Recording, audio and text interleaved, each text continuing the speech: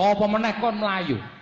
Gawe engko nek konangan Baladewa dinyunyuk sirahe mesti tekaning pati. Aduh, mati aku alah wer, wer. Kowe kok ya ora mlayu to, Le? Kowe mesti modar, Le. Bagong. Aku kok ya ora gendong kowe apa piye to ya?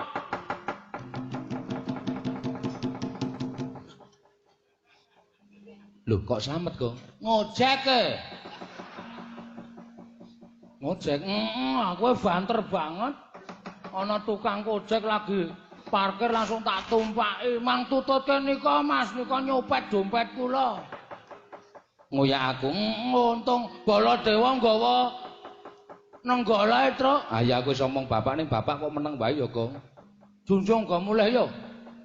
Ya aja bapak kok dijunjung piye, Pak?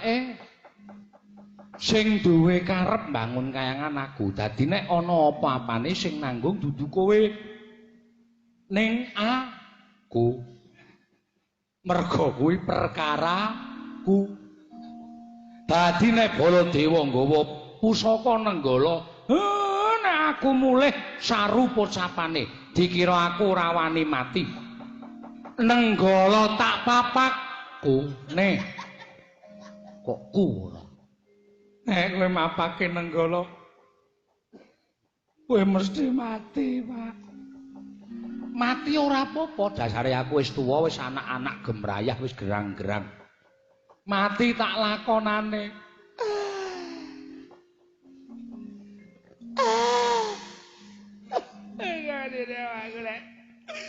Penjelengan mati aku ora mentolo, Pak.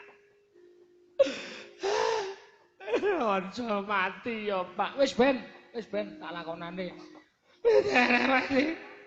Jur aku sesuk nek lebaran ujung karo sapa? Anu Pak, nek manut aku wis gek ndang mati, gek lemahe didum. Wok setan alas ora. Bapakne arep mati kok malah senenge ra jamak. Nek ra ngono gek ra entuk warisan ya, Truk. Wis ra apa-apa engko golek bapak liyane. Golek bapak angkat. Wis kono mir gek menyang. Nenggala dipethukke nggon weteng kuwi. Slep ngono ra njur mati.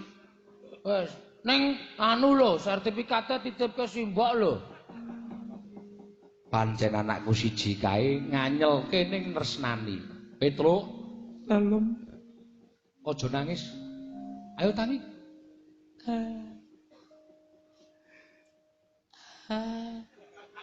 Aja nangis. Aku ora nangis kok.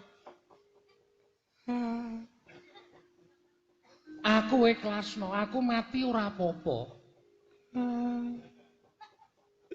Lah sampean mati kok. Arep panjenengan ngendika ikhlas. Ning anak-anak ora ikhlas. Aku ki anakmu, Pak.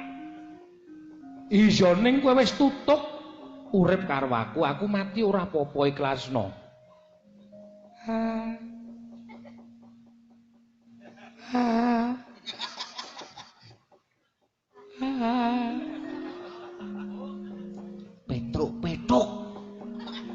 Petruk.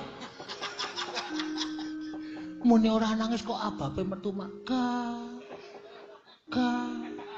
Rasa nangis, Mas. Aku ora nangis kok, Le. Aku mung kepengin nyawang bapak sak tutuk-tutukku.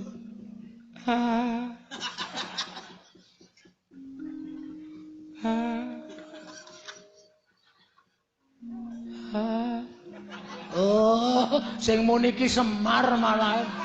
Ambegan iki mak. Tak kira Petruk nangis e. Apa ngono kok. Wong tuwa ambegan dibingkem cangkeme. Wis kene tengok kene. Pak, tengok kene. Nek bapak sedo wis to, tengok kene. Tengok kene. Tanda tangan sertifikat dhisik. Nek mati iki sembrono ora. Apa gawe surat wasiat? Aku entuk ngendi, Petruk ngendi, Gareng entuk ngendi? Engko tak layang wasiat nek aku mati. Nah ngono dadi anak iki kopen ora. Wong tuwa mati ora ninggal apa-apa.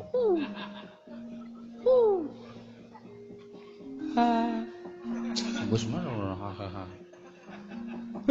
Sinuwun Baladewa wis ketok teka kene Petruk. Nggih. Aku titip kowe bali nyang Karang Kadempel.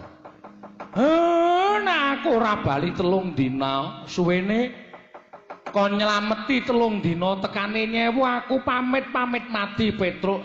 Sinuwun dudu anakku sing salah ning Semar mang pateni sinuwun.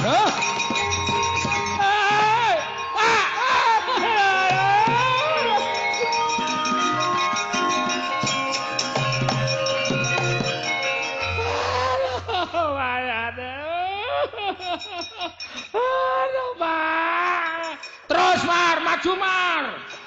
Terus. Langsung sirahmu ki dientokke nenggala. Jis ngono. Rasa nganggo kejet-kejet, Mar. Truk, tenang bae, Truk. Truk, lemarine kotakmu wis ora apa-apa, Pak.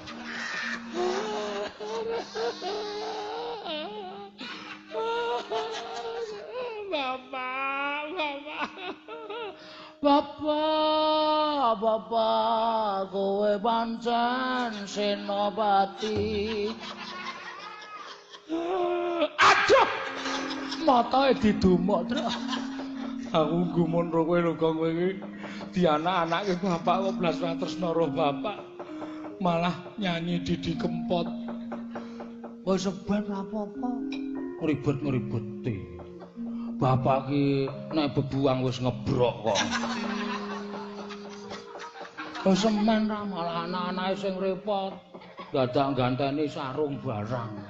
Wis mati ki malah prayoga, Tru. Iki wong apa to, Gong? Bapakne mati kok kowe ora sedih. Iki wong apa to, Gong? Iki wong apa? Aleman. Mantra paidak lambemu kowe. Wong kowe ya senenge kok bapak mati kok gayane kowe iki wong apa to, Gong? Kowe iki wong apa to, Gong? Alem mantra. Wong lawan menungso lak pacul dasenan kok. Aja. Durung empuk. Durung kena ditanduri. Belinge bapak kon bali. Ya mulai ya, engko ndak ana sing gara-gara. Ya.